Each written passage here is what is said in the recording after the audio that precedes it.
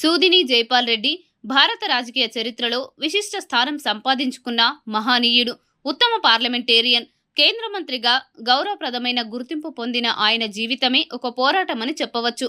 తాను సమాజానికి సేవ చేయడమే కాకుండా తన భౌతిక పరిమితులపై కూడా విజయం సాధించిన అనతుల్య నాయకుడు.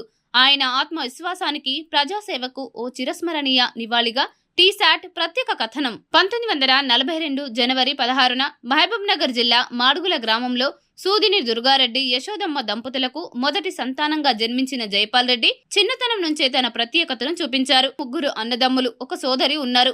తన పాఠశాల విద్యను నల్గొండ జిల్లా దేవరకొండలో పూర్తి చేసిన ఆయన నిజాం కళాశాలలో డిగ్రీ పూర్తి చేశారు. ఆ తర్వాత ఉస్మానియా విశ్వవిద్యాలయంలో ఇంగ్లీష్ సాహిత్యంలో పీజీతో పాటు బీసీజే పూర్తి చేశారు. విద్యార్థి దశ నుంచి ఆయన రాజకీయాల్లో చురుకైన పాత్ర పోషించారు. ఉస్మానియా విద్యార్థి సంఘానికి 2 సార్లు అధ్యక్షుడిగా ఎన్నికవడం ఇందుకు నిదర్శనం. జైపాల్ రెడ్డి 1965లో ఆంధ్రప్రదేశ్ యూత్ కాంగ్రెస్ నాయకునిగా రాజకీయ రంగ ప్రవేశం చేశారు. 1969-72 మధ్య ఆంధ్రప్రదేశ్ కాంగ్రెస్ ప్రధాన కార్యదర్శిగా సేవలందించారు.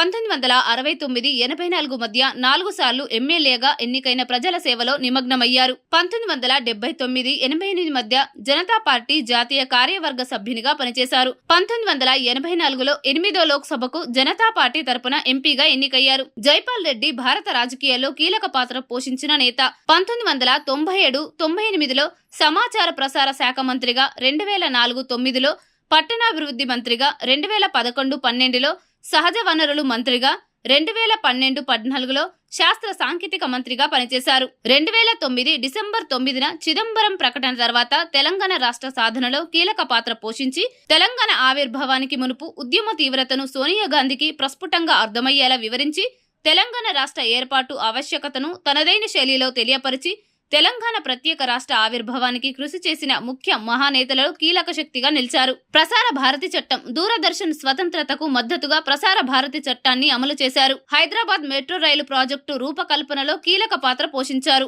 రాష్ట్రంలోని 71 మున్సిపాలిటీల్లో తాగునీరు మరియు రోడ్ల అభివృద్ధికి కోట్ల రూపాయల ప్రాజెక్టులను మంజూరు చేయించారు. జైపాల్ రెడ్డి తన జీవితాన్ని ఓ పోరాటంగా పరిగణించారు. నా అంగవైకల్యమే నా తొలి సవాలు, కానీ దానిని దాటి ఎదిగాను. జ్ఞానమే శక్తి, ఆత్మవిశ్వాసమే అస్త్రం అని ఆయన చెబుతూ ఉండేవారు. 1998లో ఉత్తమ పార్లమెంటేరియన్ అవార్డు అందుకున్నారు. ఈ పురస్కారాన్ని పొందిన భారతదేశ తొలి యువ ఎంపీగా, దక్షిణ భారతదేశం నుంచి తొలి ఎంపీగా చరిత్రలో నిలిచారు. జైపాల్ రెడ్డి 2019 జూలై 28న అనారోగ్యంతో మృతి చెందారు.